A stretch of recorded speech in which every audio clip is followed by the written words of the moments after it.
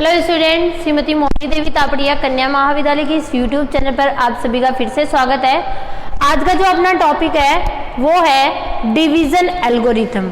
आज के वीडियो में अपन डिवीजन एल्गोरिथम के बारे में डिस्कस करने वाले हैं कि डिवीजन एल्गोरिथम कैसे डिफाइन किया जाता है, कलन विधि किसे कहते हैं, उसको अपन जो विभाजन एल्गोरिथम या कलन विधि कैसे डिफाइन की जाती है उसको अपन यहाँ पर देखने वाले हैं। तो सबसे पहले अपन इसके स्टेटमेंट को देखेंगे कि जो अपना विभाजन एल्गोरिथम होता है, डिवीजन एल्गोरिथम होता है, उसका जो स्टेटमेंट होता है वो किस तरह से डिफाइन किया हुआ होता है। तो सबसे पहले अपन इसके स्टेटमेंट को लेके शुरुआत करते हैं। इसका जो स्टेटमेंट है, पहले इसका स्टेटमेंट देखेंगे और फिर इसके क्वेश्चंस को अपन यहाँ पर करने वाले हैं, उसके एप्लीकेशंस जो उसके अनुप्रयोग है उनको करने वाले हैं। तो डिवीजन एल्गोरिथम जो होता है वो ये कहता है कि अगर कोई अशून्य पूर्णांक है, नॉन जीरो डिविजर है, ठीक है, यानी जीरो नहीं होना चाहिए, ये नॉन जीरो डिविजर की बात कर रहा है। अगर कोई नॉन जीरो डिविजर है तो उसके लिए कोई धनात्मक पूर्णांक जो है Q और R इस तरह से विद्यमान होंगे कि उसको Q और R के जो है भाग के रूप में, यानी इसके विभाजन के रूप में अपन इसको व्यक्त कर सकते हैं। तो इसका जो डेफिनेशन या इसका स्टेटमेंट जो है वो ये रहता है, किसी अशून्य पूर्णांक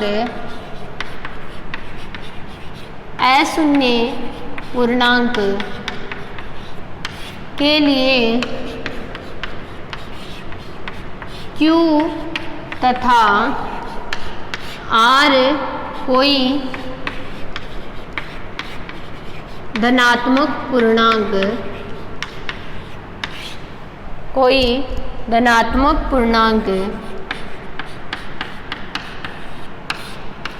इस प्रकार विद्यमान होंगे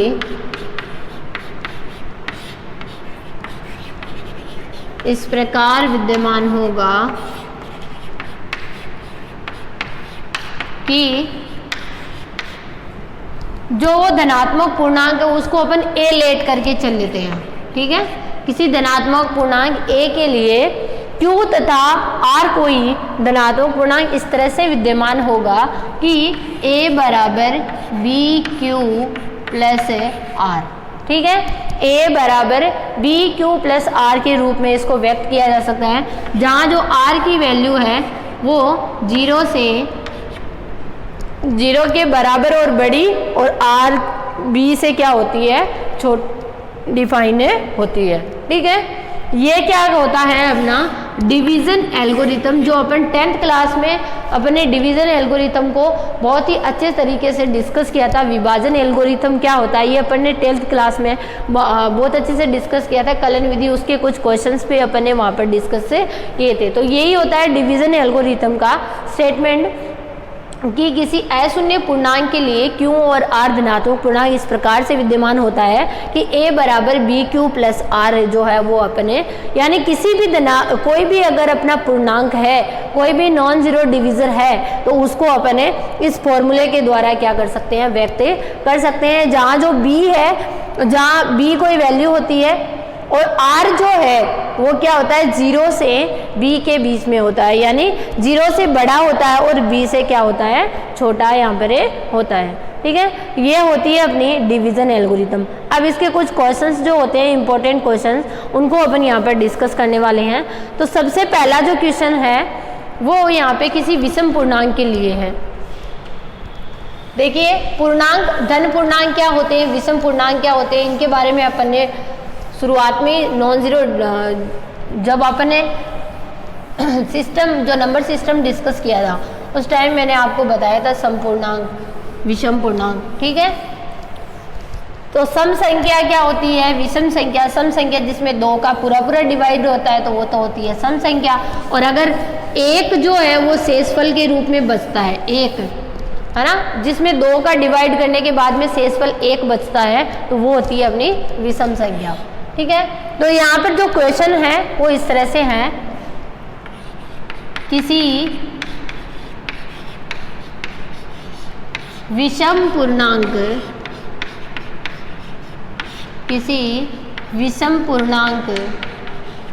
के वर्ग को 8q प्लस 1 के रूप में व्यक्त कर सकते हैं।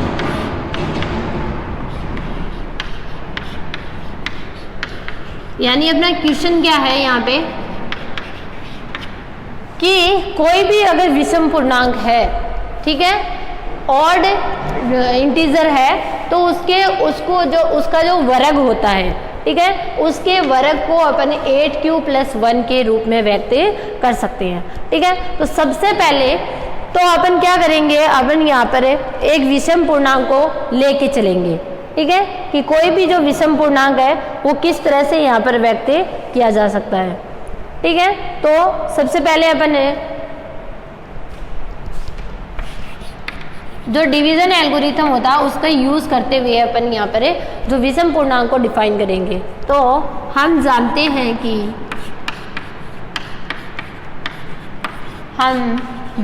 हैं कि 2m एक समपूर्णांक होता है, मतलब 2m जो है वो एक क्या होता है, मेरा समपूर्णांक होता है।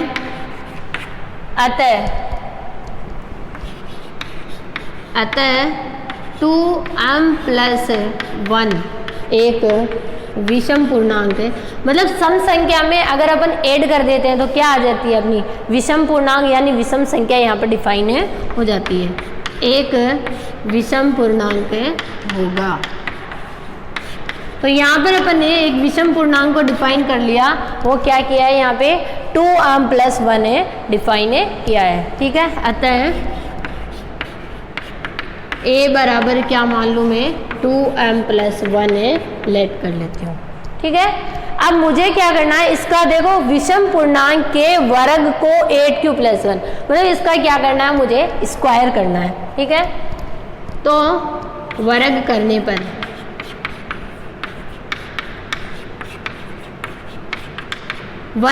पर a स्क्वायर बराबर 2m प्लस 1 का होल स्क्वायर। अब a प्लस b के होल स्क्वायर से अपन इसको खोल देंगे तो क्या आएगा 4m square plus 4m plus 1, यही आएगा। इसके स्क्वायर को खोलेंगे। अब इसको अपने को 8q प्लस 1 के रूप में देखना है, तो मैं क्या कर लेती हूँ, यहाँ पे 4 है, m को कॉमन निकालिए तो अंदर क्या बच गया, m प्लस 1 प्लस 1। अब जो ये m प्लस 1 है, ये क्या होती है, एक सम संख्या होती है। कैसे, देखिए यहाँ पे अपन कुछ एग्जांपल्स अपन इसको देखते हैं।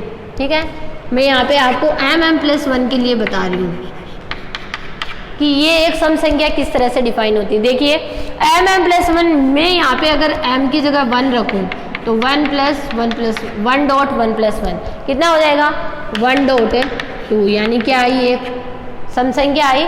ऐसे ही मैं अगर 2 रख के देखती हूँ तो 2 डॉट 2 प्लस 1 तो कितना हो जाएगा, 2 डॉट 3, यानी कितना आ गया 6। तो जब भी मैं अगर यहाँ पे अलग अलग आप वैल्यूज पुट कर करके देखोगे तो आपको क्या दिखेगा यहाँ पे कि m प्लस 1 क्या होती है, एक सम संख्या होती है। m प्लस 1 एक सम संख्या होती है। अतः m प्लस 1 को मैं क्या लेट कर लूँ, 2q लेट कर लेती हूँ। क्या लेट कर लेती हूँ मैं यहाँ पे 2q, इसको क्या कर लेती हूँ, लेट कर लेती हूँ। तब मेरा जो पूरा इसका स्क्वायर होगा वो किस में बदल जाएगा। अतः a स्क्वायर बराबर m प्लस 1 की को मैं किससे रिप्लेस कर दूँ, 2q से, तो 4 इंटू 2q प्लस 1, तो कितना आ गया 8q प्लस 1 यहाँ पर डिफाइन हो गया। ठीक है, और यही अपने को क्या यहाँ पे दिखाना था कि किसी भी विषम पूर्णांक का जो वर्ग होता है उसको 8q प्लस 1 के रूप में व्यक्त कर सकते हैं। ठीक है, यही अपने को यहाँ पर शो करना था। ठीक है, ये अपना पहला एग्जाम्पल है। अब इसका सिंपल सा एक और एग्जाम्पल जो है वो अपन यहाँ पर डिस्कस कर लेते हैं। ये विषम पूर्णांक के लिए था कि किसी भी विषम पूर्णांक के वर्ग को 8q + 1 के रूप में क्या किया जा सकता है, व्यक्त किया जा सकता है। अब इसका जो दूसरा एग्जाम्पल है वो एक सम संख्या के लिए देख लेते हैं, या कोई और जो इजी एग्जाम्पल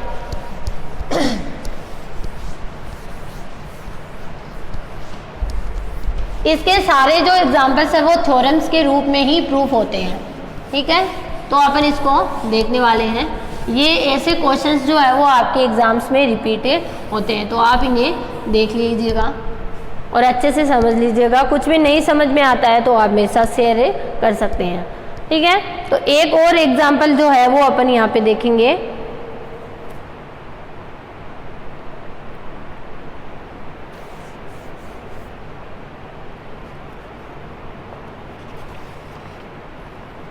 यहाँ पे दिया गया है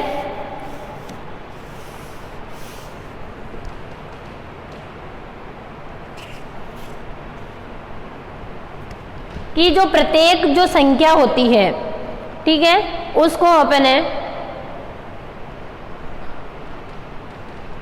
3q या 3q ± 1 के रूप में अपन इसको क्या कर सकते हैं, व्यक्त कर सकते हैं।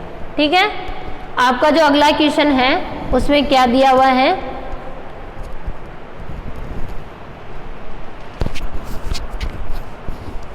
कि कोई भी जो संख्या है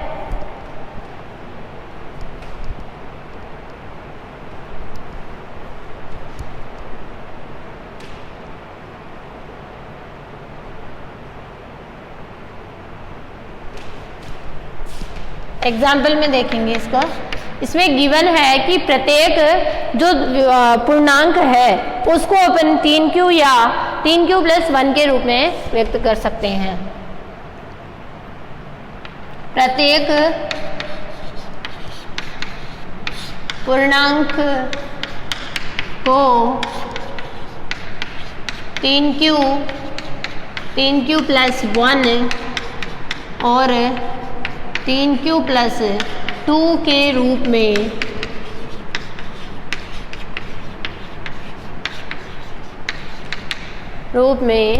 व्यक्त कर सकते हैं। ये क्वेश्चन है। ठीक है, इसको देखते हैं कैसे करेंगे। तो सबसे पहले अपन वही अपना डिवीज़न जो एल्गोरिथम होता है उससे डिवीज़न एल्गोरिथम का अपन यहाँ पे यूज़ करेंगे। ठीक है, तो अपन लिखेंगे, हम जानते हैं, विभाजन एल्गोरिथम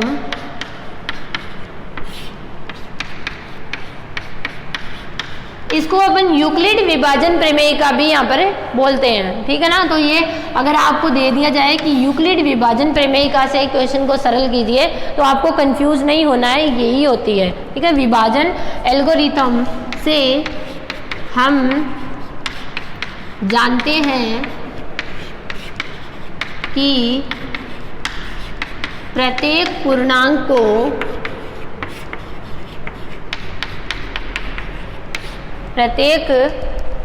को